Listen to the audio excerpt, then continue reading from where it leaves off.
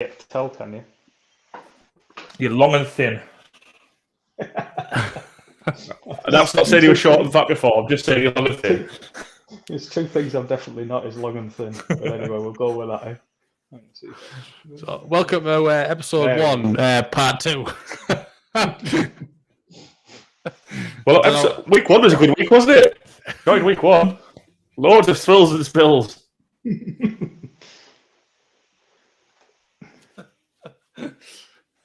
got your work cut out editing this together, Anth. Yeah. I'll have to think of something. Well, the thing is, this one isn't recording because I turned the recording function off to see if it'd help. So this one isn't recording at all. Okay. Well, I don't know. We'll see. I'll do something with it tomorrow. So are we live or we're not nowhere? Yeah, we're live. We're on the internet. What? We're live on the The internet. internet? Where are we? Yeah. I think we peaked at about. I think we had 3 watches there as well until we all crashed off. I was gonna say, hopefully, our one viewer hasn't fell asleep. It was like a fucking record. It was our record view count, and we fucked it. Good. That's our style. I'm getting messages off Leon here privately. It's his fucking fault because he left us, didn't he? We'll have this mess. Anyway, we had a little bit of a wag on the Seahawks and JSN, Geno Smith. Fire up, let's go. You should be able to see me, Geno Smith. I've got him on. Can you see him? Please tell me you can see him. Yeah, he's there. Yeah, I can see him. I can see Gino. So Baz, you're saying that you're got high expectations this season. Obviously, last season he couldn't have asked much more of him, could they? No. Yeah, I think last season he was a little bit of a question mark. Is he good or not? And he proved he is quite good. And I think the numbers I saw was he finished around QB 6, so he's getting drafted QB 10, 12. I think he's a great pickup late on in drafts. And he has got that. He already has 2 good receivers. And if Jason's as good as Blandy's saying he is, he's got 3 good receivers. Yeah. Yep. So for the boots lads on Geno, I think if you picked him up in 8, 9, 10 sort of rounds and you've gone late on your QB and load up elsewhere, that's looks like a winning strategy to me. Yeah, Baz, just bring your mic closer to your mouth for us. There you go, mate. Anything else to add on Geno, Blandy? No. Like Gino this year. As Baz said, good later round pick. Yeah. Right, next thing on the Fantasy Front Office League. So every year we hand select 11 players to play in the Fantasy Front Office League. We normally put a poll on the WhatsApp group and let them vote if they want to play. If they don't vote on the poll, then they don't get in. You know, pretty simple stuff. But anyway,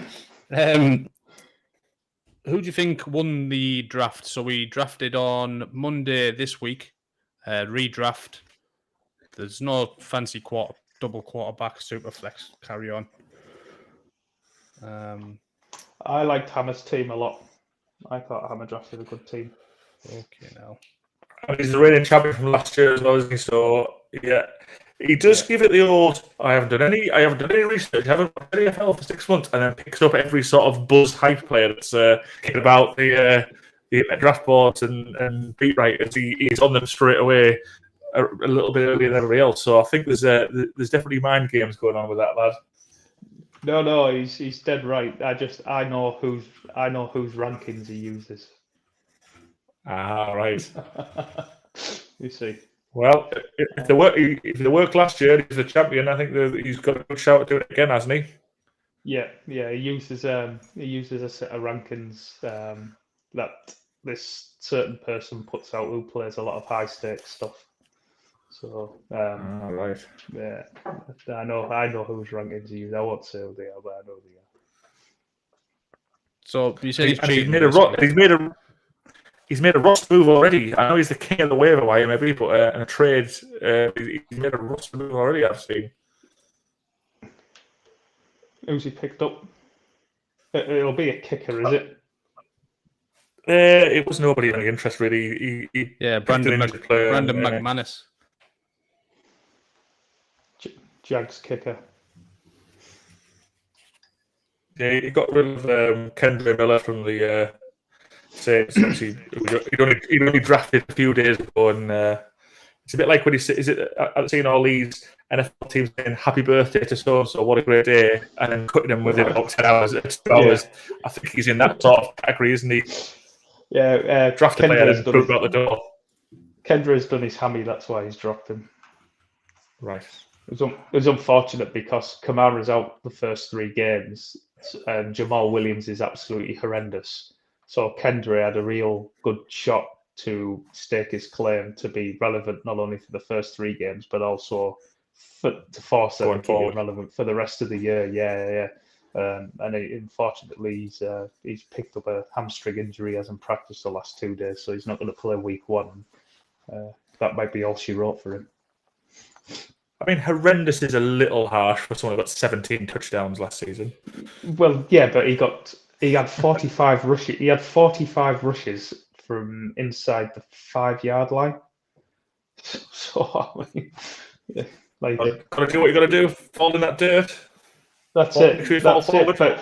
But let's put it this way: he's not going to get that many this year, is he? You know, you're going to have himself. You're going to have Kamara when he comes back, and Kendra if he plays, and also Taysom Hill as well. They're still going to heavily use Taysom Hill around the goal line as well. So, Jamal strikes me as a pretty bad pick this year. I think also look at our league and a serial player, a serial sort of up there challenge. Callum seemed to pick up a relatively good team as well. Although I did notice he's gone for Anthony Richardson and seems to be starting in week 1. I'm not sure if he's going to swap out later or he's going to go all in for the rookie quarterback. Well, no, you can probably pencil in 15 rush attempts for Richardson week 1. So, I mean, if you had a running back who was penciled in for 15 rush attempts, then you'd probably be looking to start then. So, if you've drafted him, you're rolling the dice, aren't you? Yeah. He drafted somebody else as well, did he not? He's got Daniel Jones. Yeah, I'm just looking at his line at the moment. He's got Richardson starting and Jones on the bench. Yeah, so I mean, pretty. He's got a pretty good fallback there if he decides to not play Richardson. Richardson's in that camp of could be anything, isn't he? Very much so. Yeah, very much so. What did you think of AJ's team, Blandy? I liked AJ's team a lot. I thought he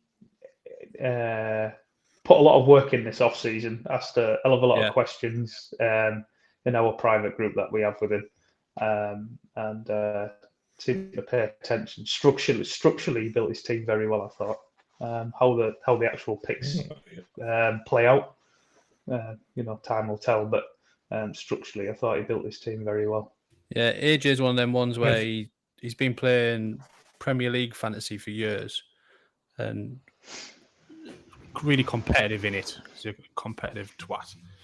But once he's got the bug for the NFL drafting, I think this is his. I think this will slowly take over even his football one.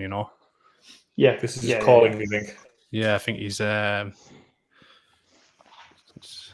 drowning in it now. He'll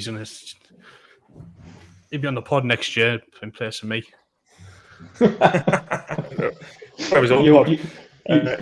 You'll be asking him for advice. Yeah, exactly. Yeah. Well, he does as well because for the last 2 years he's asked me for advice. You know what I mean? And I've just been going to Blandy and getting the advice and he thinks I know what I'm talking about. Copy and paste it on. Yeah. Because if he's a smart guy, he won't be asking you for advice for too much longer, will he? No, definitely not. He does. Well, he doesn't. He'll look good on the head. That's why he's weaseled his way into a group with Blandy in. Do you know what I mean? True. He's cut me out. Cut the middleman out. Just look at his team. He's got a couple of decisions to make, hasn't he? At running back, he's got Brees Hall, Rashard Penny, and Charbonnet lined up for his, and Swift lined up for his 2 and flex. So all good players, but who's going to hit the ground at what week is a little bit of a selection nightmare. So it's one thing drafting well, it's another thing picking the best lineup, isn't it? Yeah. Yeah, I mean, you put Brees in, and you just set and forget it with Brees. Yeah. Really, you're not waiting to see a week and see if. What was I heard a comment? He hasn't been tackled in pads for about 10 months. But not of anyone, have they? Well, people play pre-season one of them. Yeah, well, not many starters play pre-season. You know, people were worried about Dalvin Cook coming in. Brees Hall was back at practice before Dalvin Cook was. Dalvin Cook was rehabbing his injury longer than what Brees Hall was. Dalvin Cook's just making sure that they've got some options at running back and that they're in a win now mode, aren't they? It's the Aaron Rodgers offense, so we've seen it before. Brees Hall's going to be Aaron Jones, and Dalvin Cook's going to be AJ Dillon. Garrett Wilson's going to be Devontae Adams, and after that, the rest don't really matter, do they? Alan Lazard's going to play Alan Lazard, so he's going to be irrelevant. And Randall Cobb, Randall Cobb still kicking about. He's going to play. So no. Have we been following Hard Knocks? I've not seen. Have you been following Hard Knocks this year? No, I watched the first 2 episodes and I stopped because I was getting a bit. Too scared with the Jets. You had a million and one other things going on in your life. Yeah. Also, I was just getting a bit besotted with the Jets. They do suck here and don't they? Want to root for that team. But I don't think this was the most exciting Hard Knock. There wasn't a lot of drama. They're a bit too well run and organised, and they've got the wily quarterback in Rodgers coming in and steering things. So there's not much drama in it this time. Good to see behind the scenes. I like it. It's not, to be honest, like I've always been like a Tom Brady type of guy, but I don't know. Rodgers comes across really sound bloke, really, I think. And that's why I had to stop watching. But one thing I didn't know, the voice of Hard Knocks is that Ray Donovan. Yeah, Liv Schreiber, yeah, or whatever it's called. I didn't realise. Liv Schreiber. Yeah. It's God, they call it, don't they? Baz, can you do me a quick favour, tech wise? You know where it says video and there's a little arrow.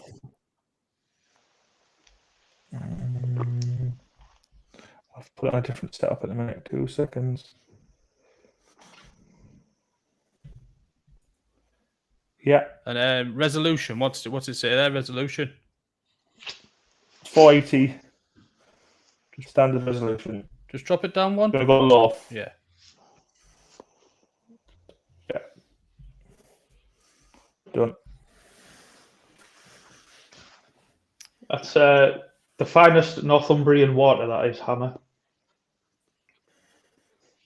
Looks so fun. Cheers. Thanks for tuning in, Hammer. We've had multiple tech issues, ongoing tech issues. Gremlins. We'll have them ironed out by week 17. Yeah, if anyone from that Streamlabs happens upon this podcast, can you send us a discount code, please? We're open for a sponsorship and promotions, aren't we? Yeah, definitely. We'll take anything. We'll technically a lot. Yeah. It looks better with the higher res, but the lower the res down so they can work. But anyway, Hammer unfortunately Hammer missed all that praise for his team. That's a shame. I was going to say, I hope he's joined after we've been talking about him. That'd be absolutely perfect. That's a big shame. Right, swiftly moving on. So it looks a good league this year, doesn't it? I would say, some good teams in there, some a few newbies. Again, just going through the teams. Kevin Ryan's team. He doesn't draft anyone who hasn't had 10 years in the NFL. Kev, He's not interested in rookies till he's hit 30. That's why I had to question him in our home league draft, because his team's actually like really good. His receivers are dead young, and he said, Yeah, "Oh, he he says, must- oh no," I said, "I drafted some, and then I went on auto pick." I says, "The auto pick explains it then." Yeah. He must be on the run. He must be on the heavy runs, mustn't he? Yeah. The fantasy front office one, Hammer. Blandy said yours is probably the pick of the bunch. And in the home league as well. In the other one, he has a good side in that as well. Is he sponsored the show or what? He's used the same set of rankings for 2 drafts, so that's why he's come up with a pretty similar squad. Send us them rankings over, will you, Hammer, for next year? Yeah. Let's hope the Mustang.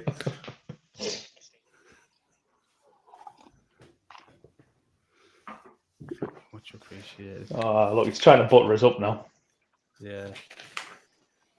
Right, what's the next segment, Am? Starting six. I want to get some. I want to get some sleep in before this game. Is that your plan of attack? Is it? Yeah. A couple of hours kit. Sleeping on an aeroplane is not the same as sleeping in a bed. Not your own bed either. No, exactly. Well, I'm not even in my own bed, Baz. I'm in the bed I'm in the sofa bed in the office. Oh, nice. Do you get to sleep quite quickly, or do you? Yeah, I'll go off Straight away. no bother. Yeah. Well, Anyway, whale music on, Start- like the start- whales, like waves and that. Start sits. Go to our team can because keep- we've got a decision to make, Anthony. oh, have we? We do, yeah. We've got a decision between Deontay Johnson and DJ Moore. No. I'm totally biased, obviously, with my Deontay Johnson. You're looking forward for another 0 touchdown season, Blandy? Yes, very much so. Yeah, very much so. Back to back. Yeah, I think we had a little conflict about this, didn't we, before DJ, and he is a bit of a sit this week, isn't he? We talked about all through the Bears don't throw it. Fields doesn't always want to throw it. That's not a good combination for any sort of wide receiver, good or indifferent. So I think again, this does feel like a sit week for DJ Moore. like I said, I think just rather see it first than agreed. Try to wish cast it. Like we'll put Deontay in, and he's going to get 10 targets. So as a previous Mooney owner and Met owner, I wouldn't touch the Bears with a barge pole anymore. So I think I've got a lot of Darnell Mooney this year, right? Like last year, I thought it was a pretty bad pick in round 5 or whenever he was going, but this year you get him in like 12, 13, round 12, 13, 14, quite regularly, eh? So it's pretty much the same bet, but you get 7 or 8 rounds of discount on it from last year. So I have quite a bit of Mooney in best ball. I wouldn't like to have him in. I wouldn't like to have him. Well, yeah, I would like to have him in managed, and want to make that decision every week. But that's yeah. It's the can't throw, won't throw scenario. Yeah, really hard Fields doesn't want to throw. Can he actually throw? I think he was showing some signs of improvement next year, but if that slow pace of game as well doesn't help, doesn't it? That number of players in the game, more chance to get big plays, touchdowns, etc., etc. Yeah, the biggest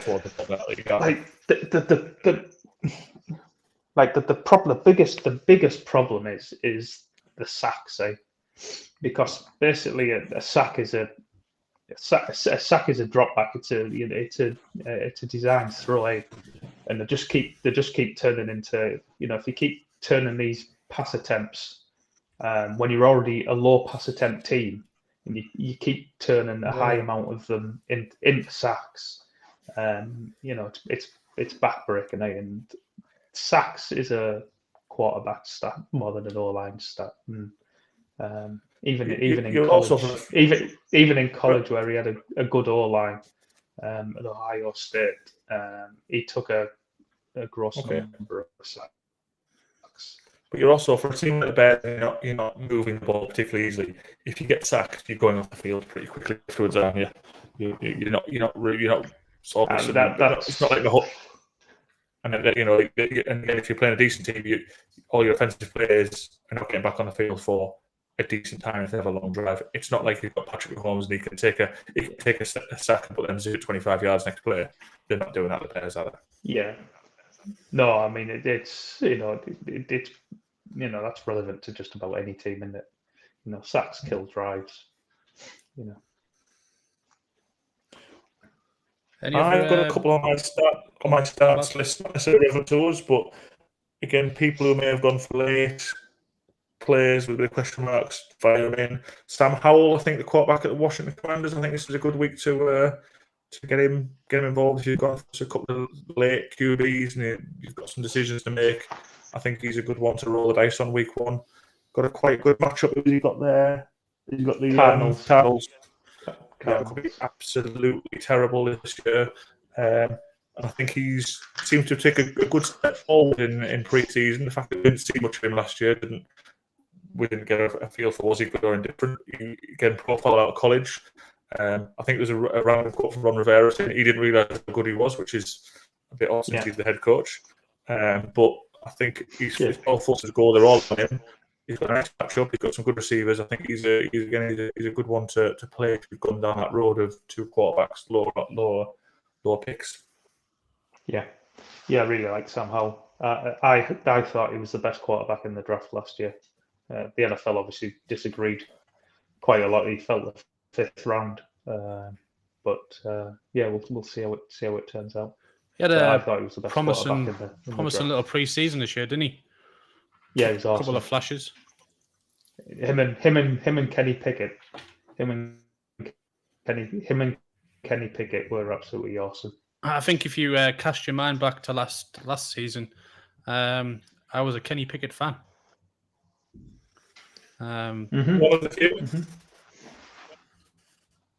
Hammer, my only worry with Howell this week is will they need him much this week versus the Cards? So touching on what you were saying, Baz, the Cards might be that shit. Yeah, but you still expect him, if the Cards are that shit and he's able to move the ball, he's got some good receivers there in Dotson and McLaurin fit, you expect him to go for 200 to 300 yards, hopefully a couple of touchdowns. He's still going to score. They're not going to take him off in the early 3rd quarter, you wouldn't think. So I think he'll still. No, they're not going to take it. They're not going to take him off at all. It's not going to be them sort of game, is it? So I think they want to develop. Yeah.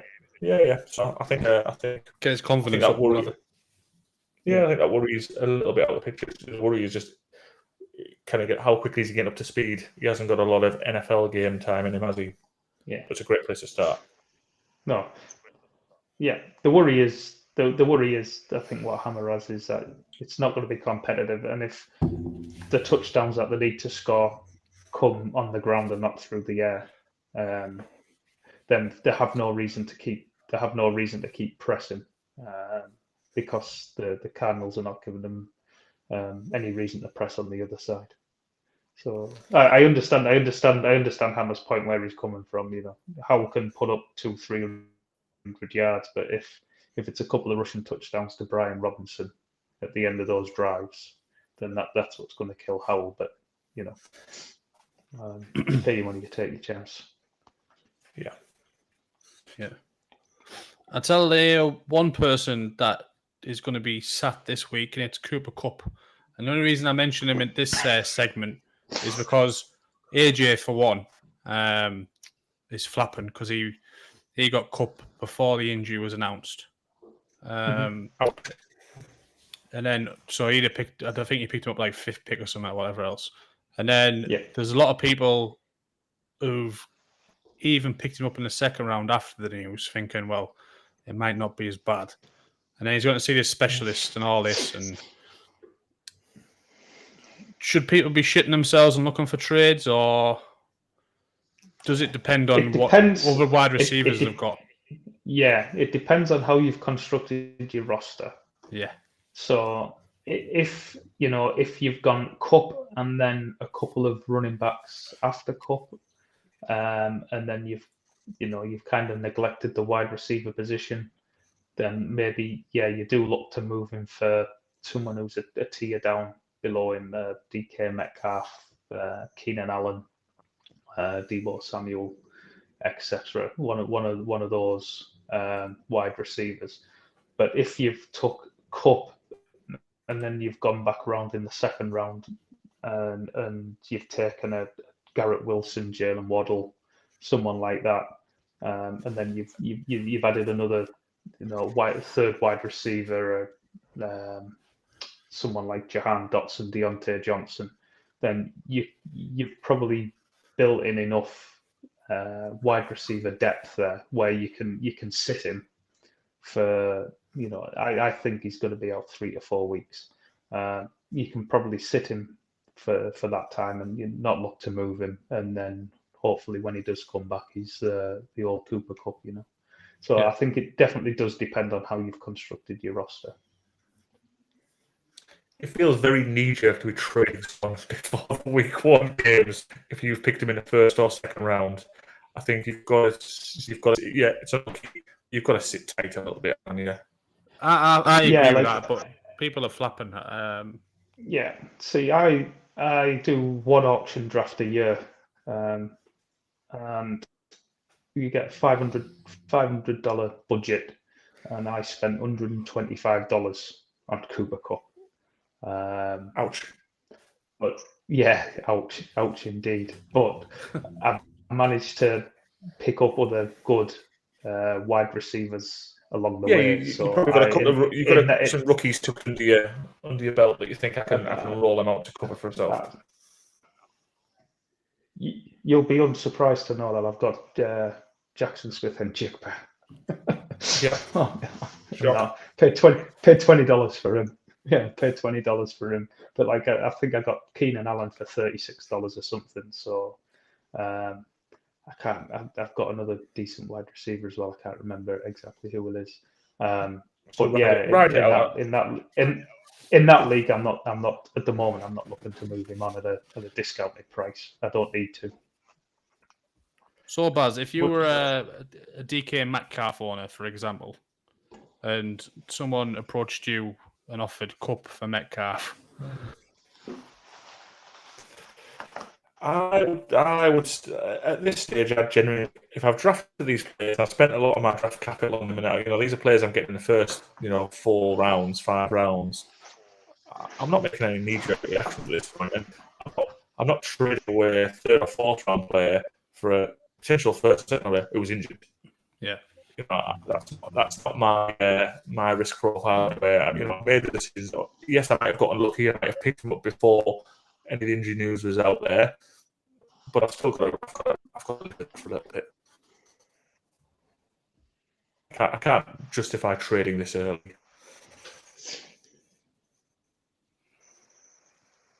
Yeah, fair enough. Any more starts and sits? I was No, I mean, I don't have any. I didn't have any really because what's that? Sorry. Go on. You go this one. I've got a start question for you. No. Go on then, because I've got nothing really to add. I mean, you've drafted your team. You've got to almost if you've drafted playing the players that you've drafted. Yeah. If you've drafted Javonte Williams at the Broncos running back, you're concerned because he's coming off an ACL and a bad injury and lots of other complications. But all of the news that you're getting is good. Are you pushing the button and saying let's roll week 1 with him? Because I think if I haven't drafted him a lot of places, if I had, I'd be tempted to start him for all of the what I'm hearing.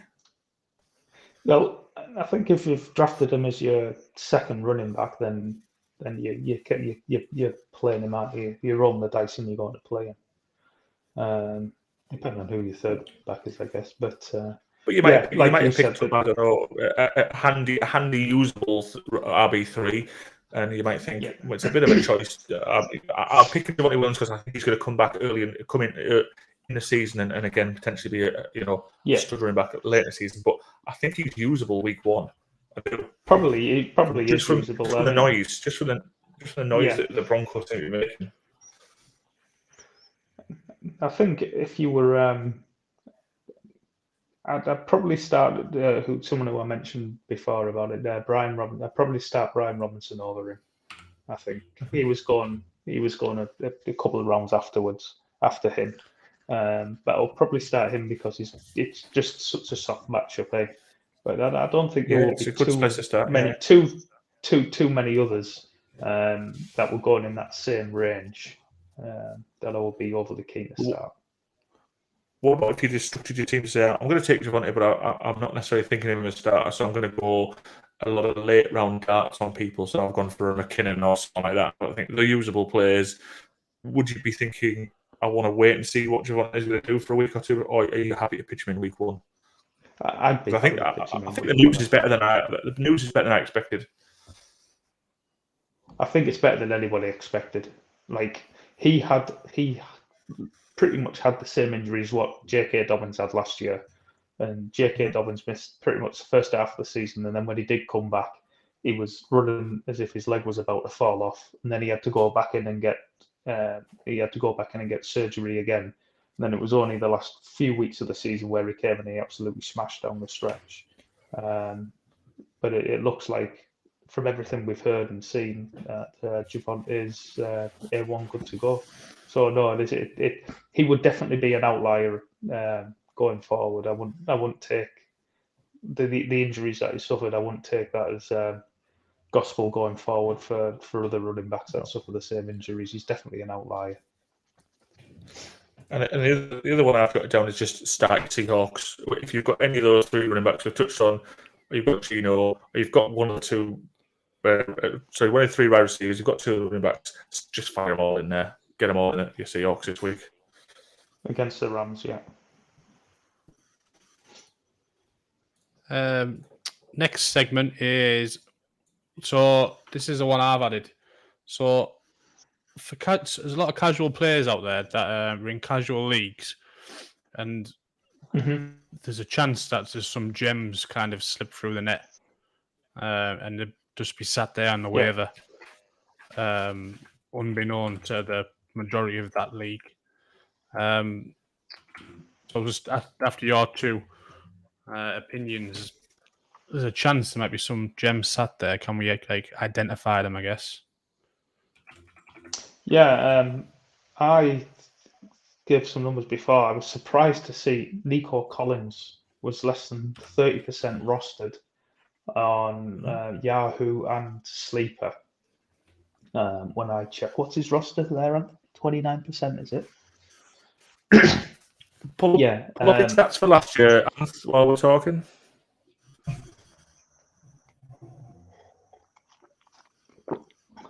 Like, he's going to be the de facto number 1 right receiver, at least to start the year for the Texans. And he was pretty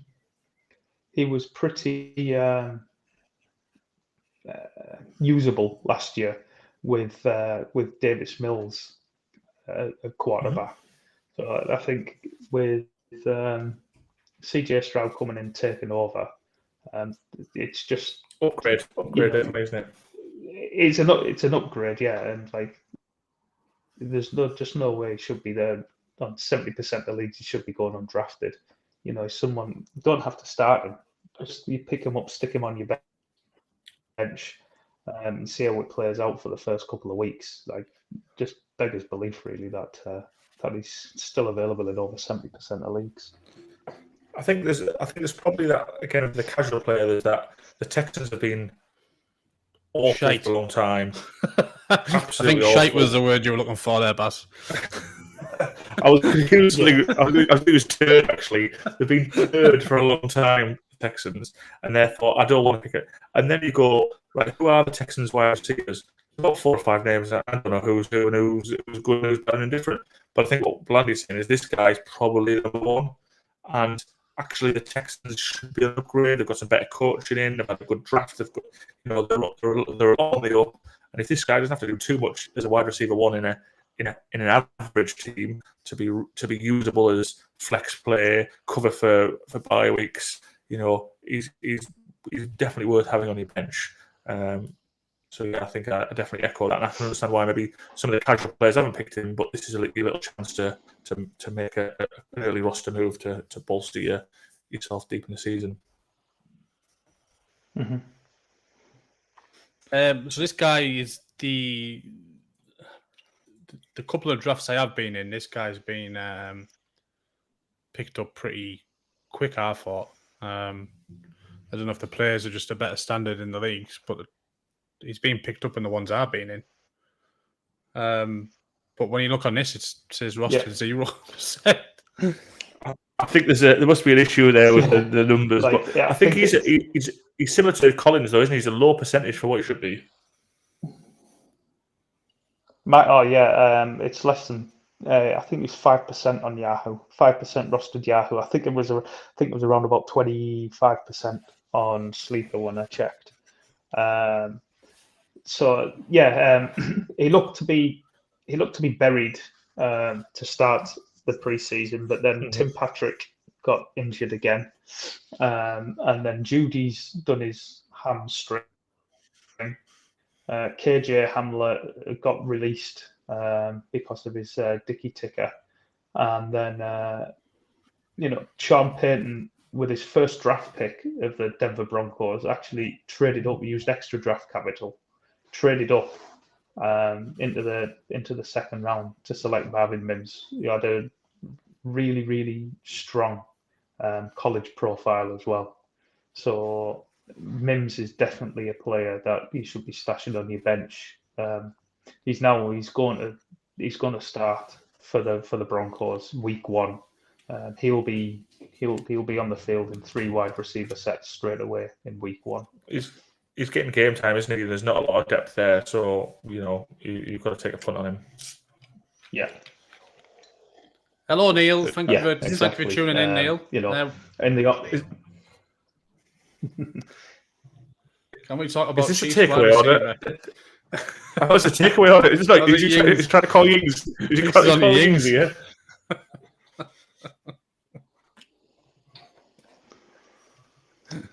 No, we'll get on to the Chiefs. We're going to cover the Lions versus Chiefs for the last segment, Neil.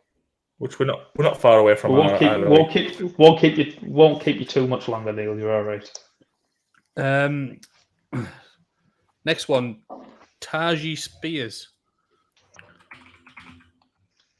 Yeah, well, the big dog's coming to the end of his tether, isn't he, Baz? So, you say that, but he's only for about the last 5 years. For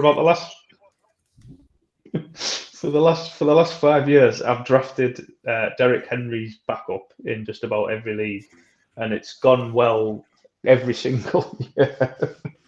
So I don't want to be out. In the year where it's actually going to pay off. Look, don't know. Obviously, Henry's another year older. Don't know how it's going to play out with him through the season. But what we do know is that he's now lost that explosiveness. He's just becoming a volume-dependent running back the last couple of years. And the Titans have the worst O-line in the league by quite a stretch. Taji Spears is I think electric. I think that's the deciding factor. He's uber athletic. Henry. That O-line that Henry's behind. I think if you took him in a good end, O-line, he'd be absolutely killing it. But whether it's Henry or other players, everybody's older than they were last year. And I think you're using that as a reason just to say I don't like somebody, which is fine because we've all got opinions. But I think I still think Henry, he's maybe not the pick him as your RB1 type of guy. But if you can get him and he drops a little bit, he's still going to give you some good numbers. Haskins got released from the team hammer because he smashed up his girlfriend.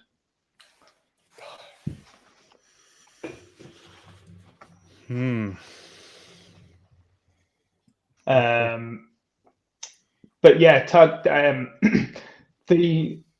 it was one of the quieter moves this offseason as well, but the Titans actually changed offensive coordinator. So it'll be interesting to see if they involve Tajay Spears or Derrick Henry more as a receiver in the coming out of the backfield. Henry last year did have his most receptions of his career, but Spears is that might be Spears' calling card in the league as that kind of running back. But he's definitely one who can run between the tackles as well. He's definitely the heir apparent to King Henry, isn't he? And the question mark is, how long is it going to take to move from one to the other? Is it going to be within the season, or is it going to be a longer term thing? And that's one of the questions we've got to see play out over the weeks. Yeah, but he's definitely just a stash. See how it plays out, and if anything does happen to Henry, then he goes straight in your lineup as a start every week until Henry comes back. I think I'm full side of me on this one. There's no greater sight in the NFL sometimes when he just gives a big stiff arm at someone, decks them, and just peels off a 50-yarder. Yeah, it's just brilliant. How's a man so big running that fast? Yeah, especially over the last 3 or 4 years, everyone's saying he's finished. And then when you've got him and he does it, you think, get in. It's not finished. He's fucking. And then you start using the King Henry gifts and stuff like that. Oh, happy days. It's a lovely feeling, isn't it? And he just seems to have these games where he'll go 200 yards, 2 touchdowns, and absolutely put a monster score up. Can't be. He maybe doesn't do it frequently anymore, but he's still got it in his locker. Next one, Roschon Johnson, running back for the Bears. This sleeper's definitely fucked. So is that another thing we broke? So we broke the internet, we broke YouTube, we broke this, whatever this app we were. Now we've broke Sleeper. Yeah, he's another one who's very lowly rostered on Sleeper, and then even lower again on Yahoo. I think he's around about 5% again on Yahoo. He's already beaten out Donta Foreman for the RB2 job with the Bears. We know they're going to use a committee that Khalil Herbert told us at the start of pre-season that they're going to use a committee. Roschon Johnson's the number 2 back there now, and where he excels and where Khalil Herbert is absolutely horrendous at is pass protection and in the passing game. So Roschon is going to get a decent share of the carries, but he's also going to get a decent share of what passing work there is for the running backs in that offense.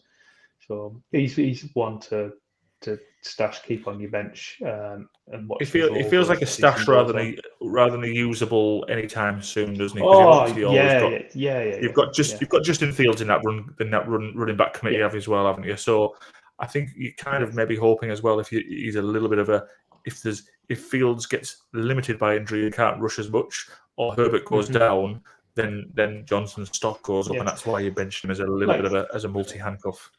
Yeah, and he could just be better than Herbert. Just be good. He could just beat Herbert. Yeah, he could just beat Herbert out. Yeah. And then Kelsey's out tonight, by the way. He's out. Anyone's waiting for that. Yeah, he's out. Yeah, he's not playing. Kelsey's out. Jake Ferguson, last one. And then we'll get onto that game. So keep that in mind. Yeah. Keep that in mind. Yeah, I like this guy, Ferguson. He's one of my ones where I've sort of a few drafts I've done late on, just bang him in there. If I haven't gone for one of the elite tight ends, I'm saying I'm going to go for a mid-round or late mid-round, and then someone really late. He's a guy I'm picking up because I always do think that with the tight ends, unless you're getting that sort of 4 or 5, 6 maybe at the top end of the tree, there'll be a top 10 tight end on the waiver wire now in most leagues, but it could be one of 10 players. You've got to wait to see who it is and develop. But if you're maybe throwing a few darts later on, he's one of the ones you want to maybe have your eye on. Yeah, definitely. You know, I don't think Dalton Schultz is very good. I think he's just an average tight end, but he was excellent for the Cowboys in that system. And Jake Ferguson's going to slot into that role. So if Where's Schultz gone? he's Schultz got the Texans. the Texans. Texans. Yeah. He went to the Texans in free agency. I think they only gave him. I think they only gave him a 1 year deal. 1 year deal. I'm guessing that's back to the something whole. like that. The Cowboys didn't want to pay him because they maybe don't think he is that good, and they've got somebody coming in Yeah. behind him. So why would I pay somebody who I've got somebody potentially better? So it's giving you a little bit of a lean towards this guy is better than Schultz. Schultz put up some reasonably good numbers. Prescott's decent enough. Cowboys are quite pass happy. The volume's there. If he steps into Schultz's shoes and becomes better than Schultz, then he's an absolute steal at his position, isn't he? Yeah. There's a couple of leaps of faith in there, but I won't be shocked at all if Ferguson outscored Schultz this year. It wouldn't be a shock to me. Because they have got another tight end on the roster, haven't they? The Cowboys, Hendershot, who played a little bit last year, sort of sprinkled in, but seems more of a blocking tight end, is he? I mean, Schoonemaker, it's called that rookie they drafted. Yeah, they drafted him in the second round, but he's he's struggled with injury pretty much all the way through camp. It's a bit of a reach, second round, I think. But also, He's generally, gonna be tight one of end, those ones that's tight gonna end be- rookies, going to develop. tight end rookies a question mark of how Well, NFL ready they are week one. But this is an exceptional year, so Yeah, the problem is generally they always have an established guy in front of them. The established guy's not very good, but he's there because he's a good blocker, and he'll just take snaps, which is the problem that Dalton Kincaid's going to have this year with Dawson Knox, where Kincaid's probably the better tight end, but Dawson Knox is just going to be on the field playing snaps. But Jake Ferguson, there's no one established there now. Schultz has gone. Another one is Luke Musgrave at the Packers. The Packers have no one. The only person Luke Musgrave is contending with for snaps with the Packers is another rookie tight end. So Luke Musgrave's going to pretty much run or pretty much play 100% of the snaps. He's another one who will be very, very likely owned on pretty much any site. So that's a good little segue into our last segment and the main highlight of the opening game tonight. And we've got news, Kelsey. do you start firing for Noah Gray? No, not for me. No. And what about on the other side? Process. What about on the other side then? Where you at on Sam Laporte? Well, Laporte, he doesn't have a lot of competition, does he? No, exactly. There's no one established in front of him that's going to take snaps away from him. Excuse me. So if you've drafted him, are you starting him? Yeah, I have. I've drafted him in our home league, and I'm starting him. Who are you talking about? Sam Laporta for the Lions. Sam Porter, did you say? Laporta. Laporta. So, all one word. Yeah.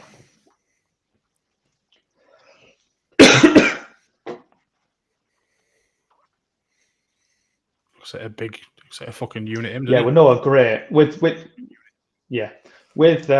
Noah Gray, I think they're just going to replace Kelsey's production in the same way that the reproduced Tyreek Hill production with the wide receivers. In that, it's just going to be a platoon of different receivers, different tight ends that are going to try and fill that void.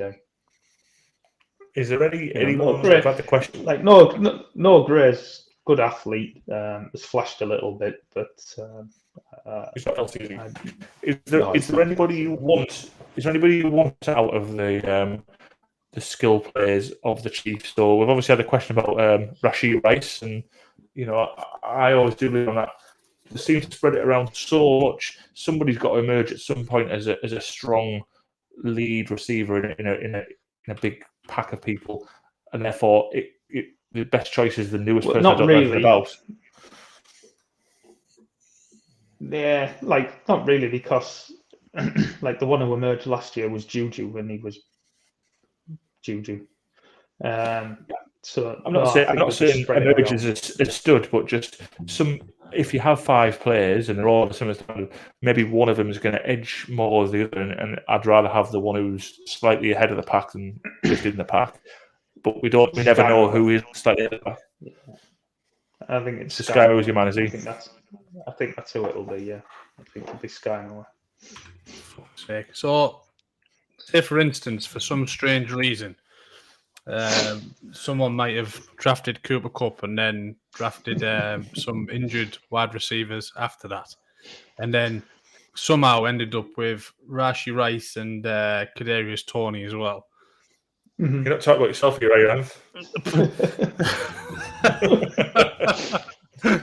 You can't host a podcast show and ask questions to try and improve your team, by the way. That's bad etiquette. I'm representing the casual fan here. So can you play either of these two tonight? In your case, I think you can play Toney. You've put yourself in a bad position. That's all I'm going to say. Yeah. That's who. In your instance, the hole that you've dug yourself into. Well, I will play Toney. Well, Terry's fit, isn't he? McLaurin. Yeah. I think he's done some good news today on him practicing. He'll play. So he'll. What do you mean he'll play? What's that supposed to mean? He'll play. He'll play. Yeah, but what the Hammer's point when he brought up Sam Howell before. How much do they need him against the Cardinals? You've still got to score 28 points down here. If you're playing a crap team at home, you've still got to score 28 points, and they're not going to just run down the field every player. So I still think, you've got 2 good receivers in Dotson and McLaurin. There's still going to be some volume there for him.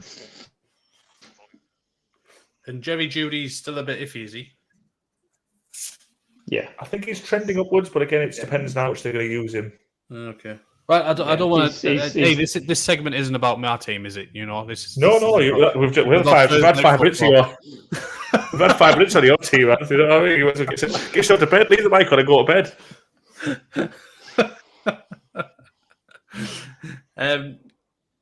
Anything other fantasy relevant for tonight that we need to touch on, or we're just going to talk about the actual game itself? First what game about? back. Well, we've touched on the Chiefs and they're spreading it around. What about the Lions? Obviously, Amon-Ra St. Brown's an absolute lock. Start him. You've drafted him. He's a great player. Who else have the Lions got behind that, Blandy? Who's fantasy relevant? Gibbs and Montgomery. They'll both be interesting to see how they're going to use the pair of them.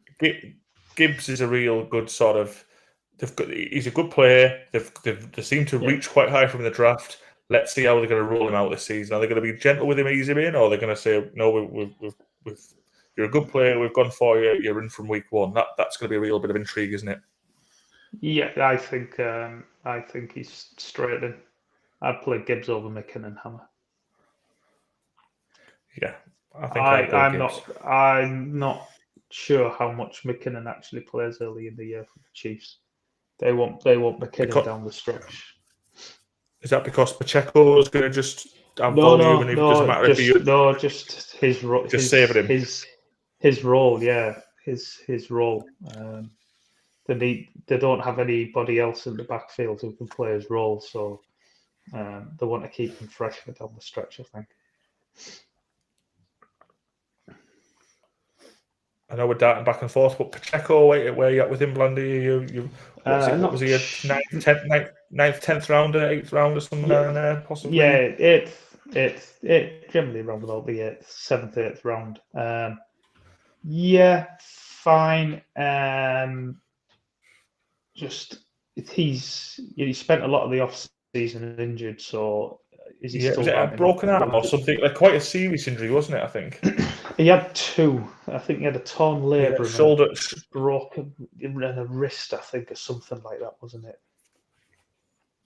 I think he's one of them where he sort of he seemed to emerge down the stretch, but again, I don't think his stats were amazing in terms of broken tackles he had. But he looked like his arms were going everywhere and he's giving it loads of effort. And I think to the sort of casual fan, the visual looks great and the stats don't really back it up. Is that a fair assessment on him? Yeah, it looks like the Tasmanian devil when he runs. He's giving it everything, isn't he? His limbs are going everywhere.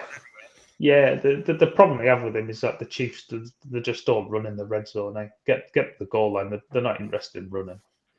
You know, Andy Reid will drop some fancy play from Mahomes to throw a touchdown. Hammer's saying, do you not think McKinnon might get some of the Kelsey targets? Possibly. I mean, he's going to be active, so yeah, possibly. Yeah, I mean, if your choice is between Gibbs or McKinnon, then it's a pretty straightforward one, really, for me. And It's Gibbs. And again, we had a little bit of question in our group. Who are we going for first touchdown tonight? Anyone you'd be wanting to be on first touchdown? I wouldn't want to back anyone. I said Richie James. If you're just picking Because- someone out of a hat for fun, Plus, who are you the picking? Chiefs, the Chiefs just do random shit, don't they? Like they say, they spread it around. Why not Richie James? Who are you going for? I'll tell you exactly what I'm going to go for, Baz.